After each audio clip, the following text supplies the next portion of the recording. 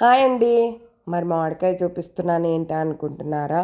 మామిడికాయ పప్పు ఎంత బాగుంటుంది కదా. నిన్న వంకాయ షాట్ ఒక్కటే పెట్టాను. ఇప్పుడు నేను మామిడికాయ పప్పు చేస్తున్నాను. ఇది కొనుక్కొచ్చిన కాయ అయితే కాదు. ఏంటి కొనుక్కోరాకుండా ఎక్కడి నుంచి వచ్చింది అనుకుంటున్నారా? కొన్ని చెట్లకి ఎన్ని కాయలు వస్తున్నాయో. ఇంకొకటి, నేను పీలర్ తోటే మామిడికాయ పప్పుకి ముక్కలు ఇలానే పీల్ చేస్తాను. అలా చేసి వేస్తే ముక్కలు దబ్బున మగ్గిపోతాయి, పప్పు కూడా బాగుంటుంది. ఇక్కడ నేను కందిపప్పు ఒక్కటే వేసుకున్నాను. కందిపప్పు, పెసరపప్పు, ఇంకా శనగపప్పు కూడా వేసి నానబెట్టుకుంటారు. 1 గంట నానబెట్టుకొని అలా చేస్తారు. అలా కాకుండా ఇలా ట్రై చేయండి. ఇంకొకటి, టమాటా కూడా వేయొద్దు, ఉల్లిపాయ కూడా వేయొద్దు, గార్లిక్ కూడా తిరగమూతలోకి వేయొద్దు. ఇలా సింపుల్గా చేస్తే సూపర్గా ఉంటుంది. వేడి వేడి అన్నంలో పప్పు ఒక్కటే ఉంటే చాలు. ఉప్పు, పసుపు, కారం వేసుకున్నాను. పప్పు అయితే మెత్తగా అయిపోయింది. పప్పు కూడా మామిడికాయలోకి సరిపోయింది నేను వేసిన మొత్తం కాయ. ఇక్కడ బుడమరుగులు చూపిస్తున్నాను. మొన్న కొన్ని పెట్టాను అని చెప్పాను.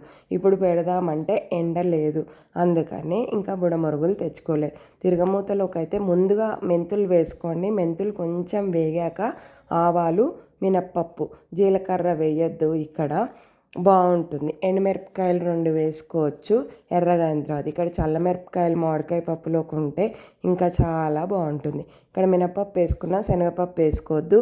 ఇంగువ వేసుకుంటే బాగుంటుంది.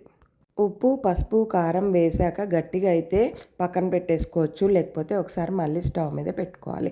ఇక్కడ ఎండుమిరపకాయలు ఎర్రగా వేగితే బాగుంటుంది పప్పులో తినడానికి. ఇక్కడ చల్లమిరపకాయలు నా దగ్గర లేవు, అందుకనే బుడమరుగులు వేయించాను. ఇక్కడ తిరగమూతలోకి ఇట్లా మనం గరిటె తీసేసి వెంటనే మళ్ళీ వేసేసి మూత పెట్టేసుకోవాలి.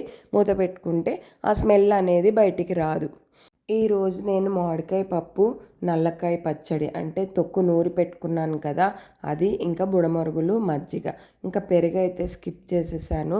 అందుకనే ఉత్తి పప్పు, బుడమరుగులు, నల్లకాయ పచ్చడితోటి మా లంచ్ అయితే కంప్లీట్ అయింది. సూపర్గా ఉంది మామిడికాయ పప్పు. ఇలా ట్రై చేయండి.